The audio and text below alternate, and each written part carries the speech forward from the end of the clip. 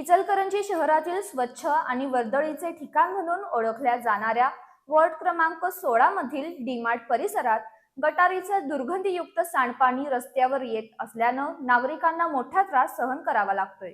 वाहन चालक, पादचारी तसंच परिसरातील व्यावसायिकांना दुर्गंधी आणि अस्वच्छतेचा सामना करावा लागत असून या गंभीर समस्येकडे महापालिका प्रशासन आणि लोकप्रतिनिधींकडून दुर्लक्ष होत असल्याचा स्थानिक नागरिकांनी आरोप केलाय। परिसरातील गटारीचं काम अनेक वर्षांपासून प्रलंबित आहे। गटारीचं पाणी वाहून नेण्याची क्षमता कमी झाल्यानं वारंवार सांडपाणी रस्त्यावर येत असल्याचं स्थानिकांचं म्हणणं आहे।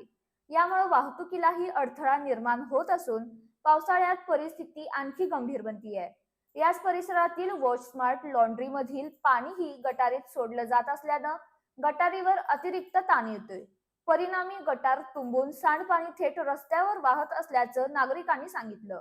शिवाय या परिसरात कचऱ्याचं साम्राज्यही वाढत जात आहे।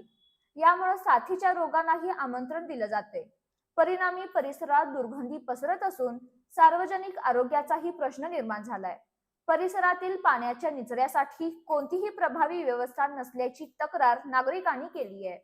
एकीकडे इचलकरंजी महानगरपालिकेत विविध टेंडरच्या मुद्द्यांवर राजकीय गदारोळ सुरू असताना दुसरीकडे नागरिकांच्या दैनंदिन जीवनाशी निगडीत मूलभूत समस्यांकडे दुर्लक्ष होत असल्याची भावना व्यक्त होतीये।